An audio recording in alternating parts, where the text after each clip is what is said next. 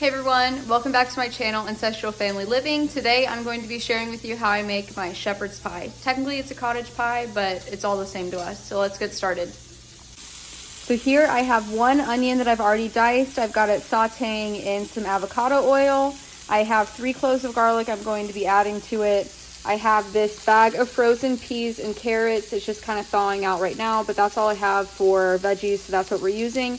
I have 2 pounds of my organic ground beef. We are going to need, I think it's half a cup of red wine, so that is what we have here. Worcestershire sauce, Worcestershire is I think how I'm supposed to say it. And then the recipe calls for tomato paste, but I only have tomato sauce, so we're gonna make do with what we have. Chicken broth and ground thyme. So I just added some chicken broth in with the onions to help keep that from burning. I didn't wash out the pan after we made hot dogs earlier, so I think that's why that's burning.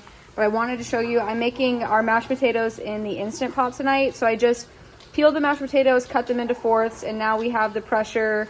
It's coming to pressure, but I'm going to be cooking this for 12 minutes. And that's just when the beeper goes off, we'll let the pressure out. But that's how I make our mashed potatoes. It's really hands-off, and I love making them that way. All right, so I just added in the 2 pounds of ground beef, and I also minced the 3 cloves of garlic, so that is in here as well. I'm just gonna let this cook down, and then I'm gonna start adding in the frozen peas and carrots.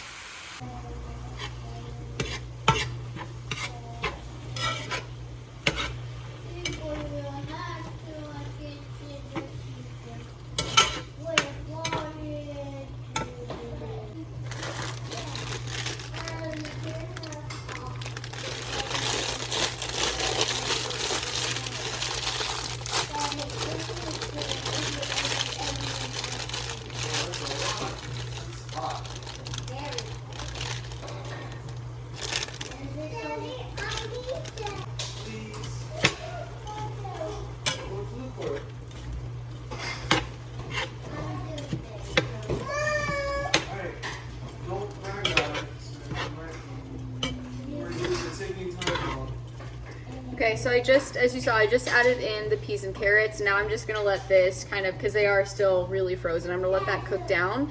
And then I'm going to add in, I think it's the flour and then the red wine, but I need to check the recipe and just to make sure. So I just checked the recipe, and I'm going to add in the red wine and the tomato paste, aka my tomato sauce, and then we'll do the flour after that with all of the seasonings. Okay.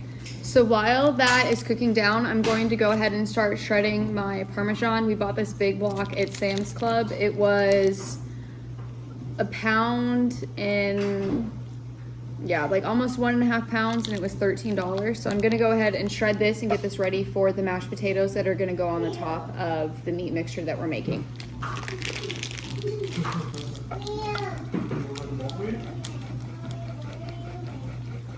Making dinner. Shepherd's pie.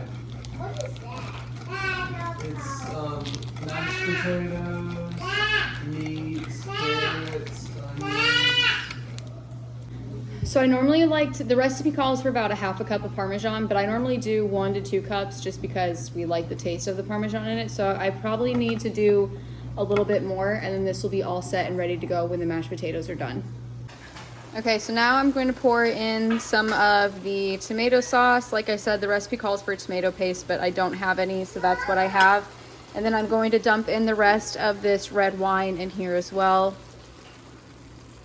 And that should be about 1/2 cup of the red wine. I think it was 2 tablespoons of the tomato paste that you needed, so I'm probably gonna add, this is an 8-ounce can. I'm just gonna add all of it in here just to make sure I have enough.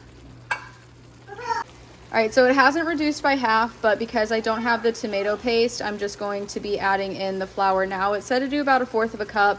I'm not really measuring. That's probably not 1/4 cup. That's probably about 1/4 cup.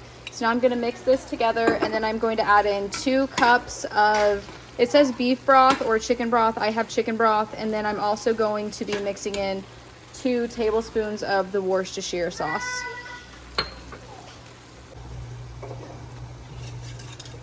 Okay, so this is probably about 3.5 cups that's in here, so I'm not going to pour the entire amount unless I think I need it. That should be enough. And then I'm gonna do the Worcestershire too. The boys are at the table playing with Play-Doh, so if you hear the screaming, I'm sure you've heard it. That is what they're up to right now. And they're figuring out how to share with each other. So the recipe calls for 2 tablespoons, and like I just said, I like to just eyeball it. I'll do a taste test too as it kind of gets cooked down and see if I need to add more of anything. But for now, oh, I think I need to do the salt, pepper, the ground thyme as well. So I'm gonna add that in right now too. So salt. I actually think I'm out of pepper, so I'm not gonna be putting that in now that I realize. I think I used the last of it the other day. So just salt and ground thyme is going to be going into this.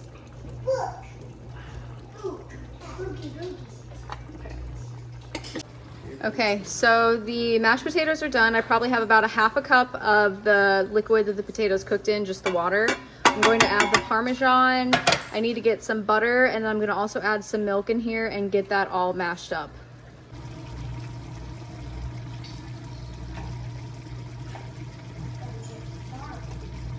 So I've got probably 4 tablespoons of butter that I'm adding in now. I need some salt.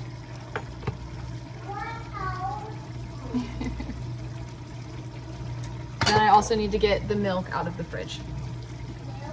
So because this is pasteurized milk, the mashed potatoes are going to be heating it, so I'm going to use pasteurized milk instead of our raw milk just to save some money because the raw milk is kind of expensive.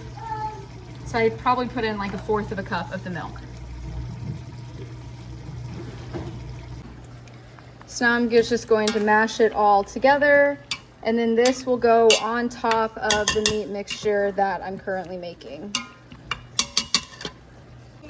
Okay, so I did find some heavy whipping cream in the refrigerator, so I added some of that in too just to help keep it a little bit more creamy.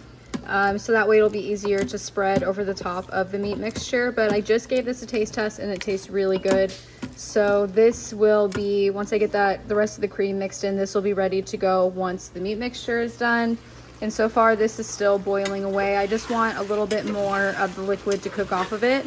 And then I will get my casserole dish out, put this on the bottom, and then put the mashed potatoes on the top. I also had some sourdough discard cinnamon bread going, so we'll have that for our dessert as well. The boys are really excited about this. Okay, so this is cooked down, I think, as much as I want it to be. I still want a little bit of liquid in there because when I put it in the oven, it's going to continue to cook. I'm not going to film it, but I'm going to pour this into the casserole dish, but I will try and film me putting the mashed potatoes in the casserole on top of it. Okay, so I just got this poured into the casserole dish. I'm going to go ahead and put this off to the side, and now I'm going to scoop in the mashed potatoes and try and spread it in an even layer. I'm hoping I have enough for it. I think the last time I did this, I had to like smooth it out a little bit thinner than I wanted to with the mashed potatoes, but we'll go ahead and give it a shot.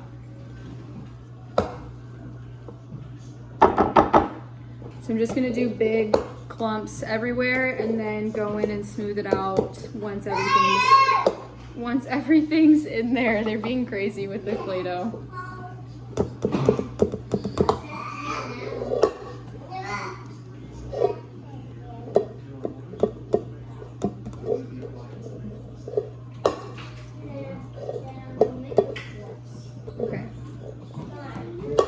So now I'm just gonna smooth it out with the back of the spatula, the spoon.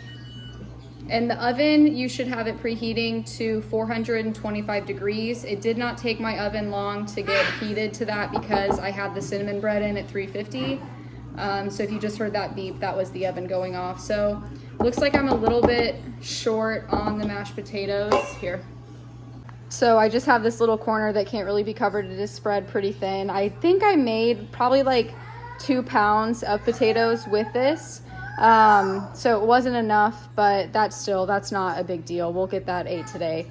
So this is now going to go in the oven, and I think it's about 30-ish minutes it's going to cook for. I'll have to double check that though and let you know.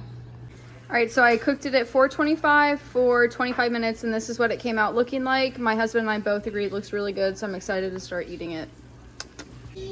Thanks for watching till the end of the video, and we'll see you next time. Bye.